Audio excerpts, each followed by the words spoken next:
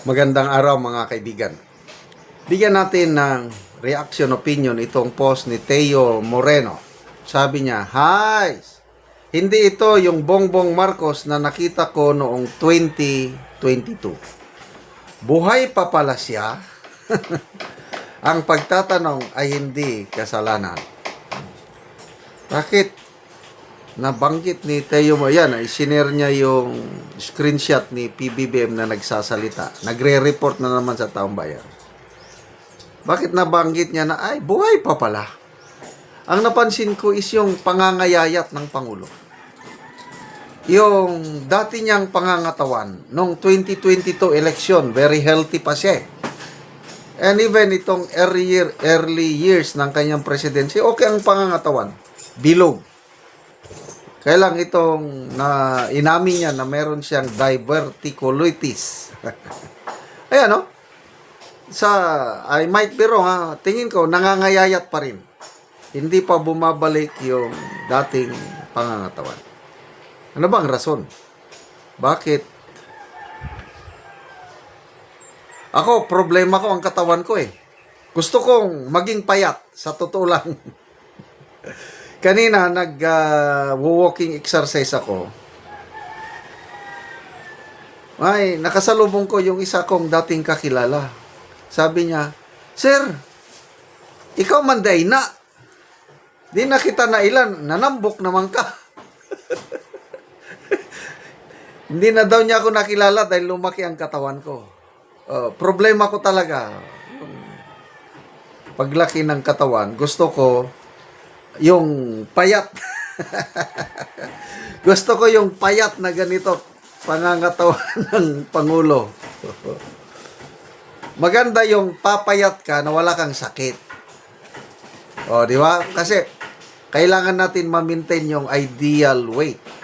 Ang ideal weight ko sana, yung aking height is nasa 75 to 76 kilograms.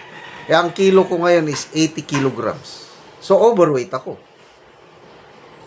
Binabantayan ko ang aking pagkain. Ang sarap kayang kumain.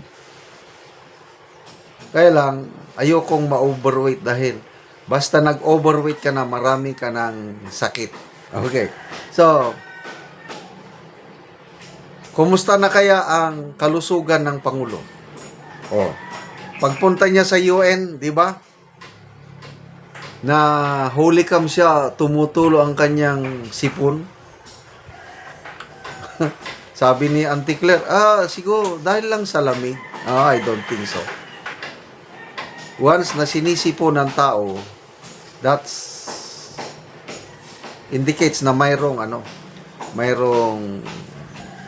bacterial infection, whatsoever. Ako, matagal na akong hindi sinisipon. But lately, kahapon lang, 2 days ago siguro, naramdaman ko parang may umaano dito sa alam ko na yung sintomas ng sipon. May nakaready na akong gamot, BioFlu. Yeah. Take in ako ng BioFlu. Plus, meron akong mga herbal. Everyday, may herbal ako. Ano yung herbal ko? 3 hangtod 4 ng ngipin ng ahos o bawang, garlic. Dinidikdik ko yan. And then, pag nadikdik ko na, pabayaan ko siya ng 10 minutes. After 10 minutes, kakainin ko na yun. Ilunok ko lang sa tubig. Tapos, ang iba ko, powder. May powder ako na turmeric, chili powder, cinnamon, at saka konting pamienta. Dinadagdagan ko yan ng lemon. Dinadagdagan ko ng honey. Dinadagdagan ko ng olive oil. Everyday yan. Yan ang aking kwan. Yung 2 days ago na parang nagsisimulang sipon, madaling nawala. Kaya, again, healthy na naman tayo.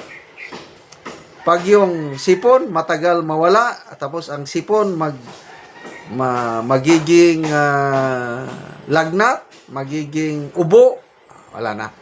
Mahina ng iyong immune system.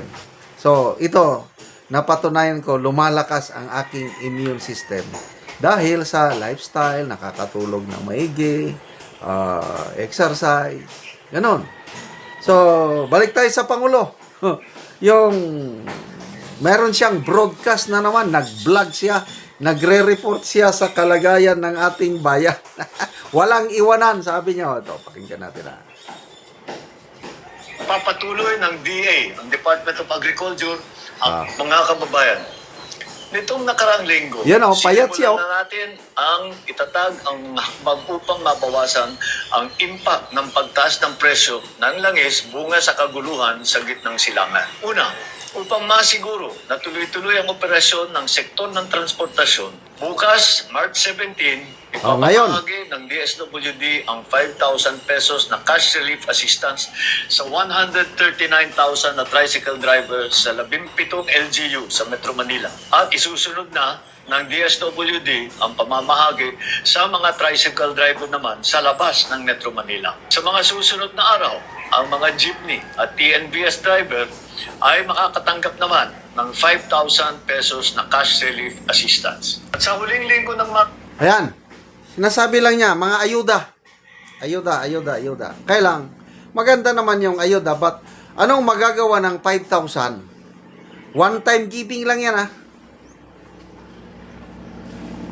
2 linggo, wala na. Ang problema ngayon sa langis, nakikita ko, I hope I am wrong, magtatagal pa ito. Nagpa-gas ako kahapon, naabot 69 per liter ang ano.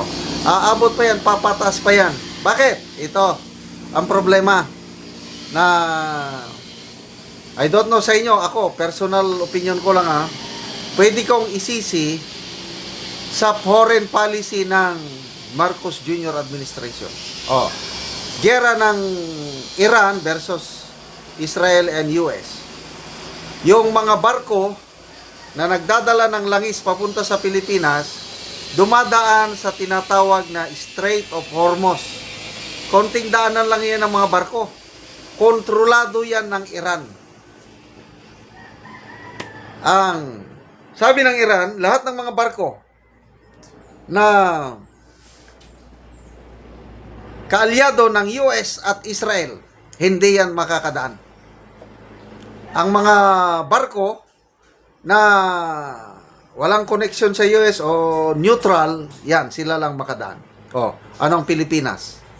Dahil sa foreign policy ng Marcos Jr., dumikit sa US, inalaw niya na may mga US military bases dito. Hindi makakadaan ang ating mga barko dyan na magdadala ng langis. Kaya, magtatagal pa itong kawawa ang Pilipino. At kung panahon lang sana ni Tatay Digong, nakikaibigan siya sa China, ang China at Iran magkaibigan. Kung Digong ang presidente ngayon, hindi tayo masyadong apektado. Bakit? Makakada ng mga barko dahil sa magandang relasyon natin sa China. Hindi ako pro-China, hindi ako pro-US pro-Pilipino ako. Ini-explain ko lang. Tatagal itong problemang ito. Tataas pa ang presyo ng crudo, gasolina at iba pa dahil sa giyera ng Middle East at dahil yan sa foreign policy ng Marcos Jr. administration. Salamat mga kaibigan sa inyong pagsubaybay sa channel. Nakakatulong kayo ng malaki sa tribong Talandig ng Bukidnon dahil ang sweldo natin sa channel nito is pantulong sa tribo. Namimigay tayo ng libreng yero at pako para makapagpatayo naman sila ng mas maayos na tirahan. Panoorin nyo ang video na ito. Karon mag-atok na gyud sa balay ni Ante. So lipay kayo ang nagtabang sa iyaha na makabalay na si Ante. Kay balo si Ante, gitabangan ra siya.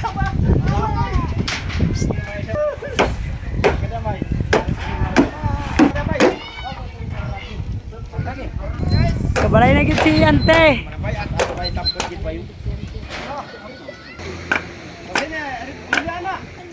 Sandayungan nyo dak dia. Kali mo mani.